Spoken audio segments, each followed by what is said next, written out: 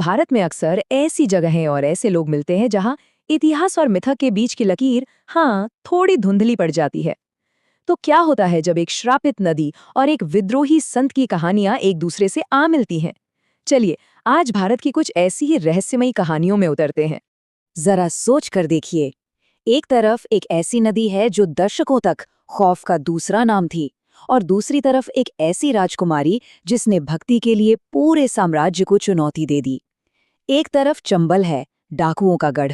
दूसरी तरफ है मीराबाई, जिनकी भक्ति ने उन्हें संत बना दिया। अब ये दोनों कहानियां तो बिल्कुल अलग लगती हैं, है ना? तो फिर आखिर कौन सी कड़ी है जो इन्हें जोड़ती है? आइए पता लगाते हैं। तो हमारी पहली कहानी हमें ले चलती है चंबल के बीहड़ों के दिल में। देखिए, ये सिर्फ पानी का एक बहाव नहीं है, ये एक जीती जागती कहानी है जिसकी हर लहर में खतरे की दास्तान सुनाई देती है। जब चंबल का नाम आता है तो मन में क्या तस्वीर बनती है? शांत बहता पानी तो नहीं ना? सही कहा ना? नहीं, बल्कि दिमाग में फौरन आती हैं गहरी खाइयां, भूल भुलैया जैसे रास्ते और डाकुओं के साए। मध्य प्रदेश, राजस्थान और उत्तर प्रदेश से गुजरने वाली इस नदी की असली कहानी दरअसल इसकी इसी ऊबड़-खाबड़ जमीन में छिपी है। सोचिए, दशकों तक ये एक ऐसी दुनिया थी जो देश के बाकी कानूनों से बिल्कुल बेखबर थी। एक ऐसी जगह जहां सरकार का कोई जोर नहीं चलता था और जिंदा रहने के लिए नियम बिल्कुल अलग थे। यहाँ अपराध कोई शौक नहीं था, ये जिंदा रहने का एक तरीका बन चुका था। चंबल की कहानी, भाई, इसकी खाइयों जितनी ही गहरी है। कहते हैं कि महाभारत के समय से ही इस नदी पर एक श्राप है, जिसकी वजह से इसका नाम चर्मण्यवती पड़ा और इसका पानी हमेशा के लिए अपवित्र हो गया। सदियों बाद अंग्रेजों के लिए ये जगह एक बुरे सपने जैसी थी, एक ऐसी जमीन जिसे वो कभी भी अपने काबू में नहीं कर पाए। और फिर शुरू हुआ डाकुओं का दौर। 1950 से 80 के दशक में इस जमीन ने कई किंवदंतियों को जन्म दिया। मानसिंह, फूलनदेवी, मलखान सिंह, ये सिर्फ नाम नहीं है, ये अपने आप में एक पूरा युग है। लेकिन कहानी में एक और मोड़ है। ये सिर्फ जुर्म की कहानियां नहीं है, बल्कि ये जिंदा रहने की, बदले की और उस सिस्टम के खिलाफ बगावत की कहानियां हैं जिसने उन्हें कुछ नहीं दिया। ये जो बीहड़ है ना, ये सिर्फ खाइयां नहीं है, ये एक भूल भुलैया है, इतनी घुमावदार कि बड़े बड़े पुलिस ऑपरेशन यहाँ आकर फेल हो गए। लोग किस्से सुनाते हैं कि कैसे इंसान यहाँ बिना कोई निशान छोड़े गायब हो जाते थे, जैसे उन्हें जमीन निगल गई हो। तो सवाल ये उठता है कि ये क्या था? क्या ये सिर्फ यहाँ की बनावट थी, या इन बीहड़ों में कोई गहरा, कोई रहस्यमयी राज छिपा है? तो चलिए इस रहस्य को सुलझाने की कोशिश करते हैं। इसके लिए 3 थ्योरीज हैं। पहली वैज्ञानिक है, मिट्टी के कटने से यहाँ एक ऐसा प्राकृतिक किला बन गया जहाँ छिपना आसान था। दूसरी सामाजिक है, जहाँ गरीबी और नाइंसाफी होती है वहाँ बगावत पनपती है। और फिर आता है रहस्यमयी पहलू। कुछ लोग दबी आवाज में कहते हैं कि इस जमीन में कुछ ऐसा है जिसे विज्ञान नहीं समझा सकता, एक ऐसी ताकत जिसे सिर्फ यहाँ रहने वाले ही महसूस कर सकते हैं। अब चंबल की धूल और खतरों से निकलकर चलिए एक बिल्कुल अलग दुनिया में चलते हैं। एक ऐसी दुनिया जो महलों की शान और भक्ति की रोशनी से जगमगा रही है। मिलिए मीराबाई से, एक ऐसी राजकुमारी जिसकी सबसे बड़ी जंग तलवार से नहीं बल्कि अपनी आस्था से थी। ये सिर्फ कुछ शब्द नहीं है, ये एक ऐलान है। ये एक राजकुमारी के दिल की वो आवाज है जो उस दुनिया के खिलाफ उठी जो उसे खामोश करना चाहती थी। ये प्रेम और भक्ति का वो गीत है जिसने हर परंपरा की दीवार को तोड़ दिया। मीरा का जन्म तो राजस्थान के एक राजघराने में हुआ, लेकिन उनका दिल जुड़ा था उस आध्यात्मिक लहर से जो उस वक्त की गलियों में बह रही थी। इसे भक्ति आंदोलन कहते थे और इसका संदेश बहुत सीधा था। ईश्वर तक पहुंचने के लिए पंडितों या मुश्किल रस्मों की जरूरत नहीं है, जरूरत है तो बस सच्चे प्रेम और भक्ति की। बस इसी एक ख्याल ने उनकी पूरी जिंदगी को बदल कर रख दिया।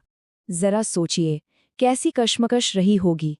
एक तरफ एक रानी होने के सारे फर्ज थे और दूसरी तरफ कृष्ण के लिए एक भक्त का जुनून।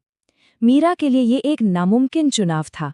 महल के लिए उनकी भक्ति दरअसल बगावत थी। जब लोग उन्हें रोक नहीं पाए तो उन्होंने उन्हें मिटाने की कोशिश की। कहानियां कहती हैं कि उन्हें जहर दिया गया, लेकिन वो उनके होठों पर आकर अमृत बन गया। उन्हें मारने के लिए सांप भेजा गया, पर वो उनकी गर्दन में फूलों की माला बन गया। हर कोशिश के साथ उनकी किंवदंती और भी बड़ी होती चली गई। वो अब सिर्फ एक राजकुमारी नहीं थी, वो एक चमत्कार थी। तो आखिर में मीरा ने एक रास्ता चुना। उन्होंने महल की चारदीवारी को हमेशा के लिए पीछे छोड़ दिया और एक ऐसी संत बन गईं जिनका रास्ता सिर्फ उनकी आस्था तय करती थी। उनकी ये यात्रा उन्हें वृंदावन, मथुरा और आखिर में द्वारका ले गई, वही जगह जहां उनकी कहानी अपने सबसे रहस्यमयी मोड़ पर पहुंचती है। तो अब हम आ पहुंचे हैं इन दोनों कहानियों के दिल में। एक बगावत की कहानी, दूसरी भक्ति की, लेकिन दोनों की जड़ में एक ऐसा रहस्य है जो आज तक नहीं सुलझा, और यहीं पर तर्क और विश्वास की टक्कर होती है। देखिए, दोनों ही कहानियों में दो रास्ते सामने आते हैं। चंबल के मामले में तर्क कहता है कि ये सब भूगोल और सामाजिक नाइंसाफी का नतीजा था, जबकि किंवदंती एक श्रापित जमीन की बात करती हैं।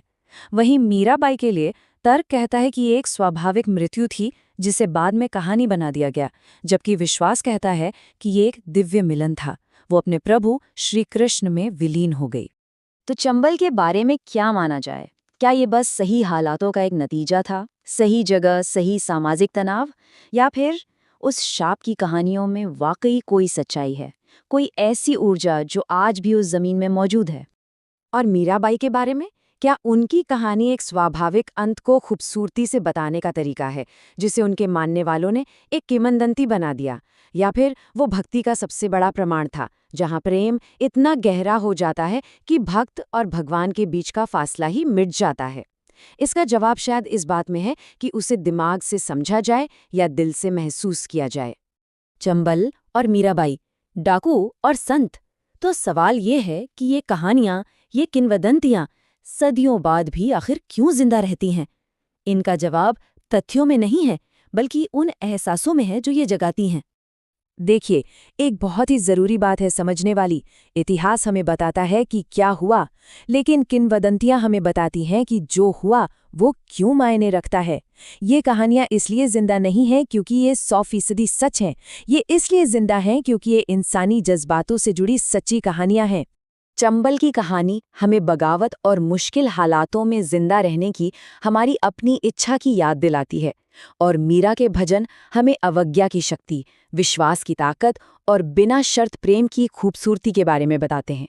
ये वो बातें हैं जो हम सबके अंदर कहीं ना कहीं मौजूद हैं, चाहे हम किसी भी दौर में क्यों न जी रहे हों।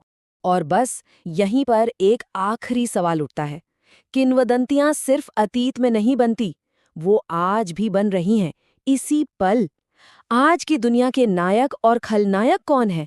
हम आने वाली पीढ़ियों को कौन सी कहानियां सुनाएंगे, और वो कहानियां हमारे बारे में क्या कहेंगी?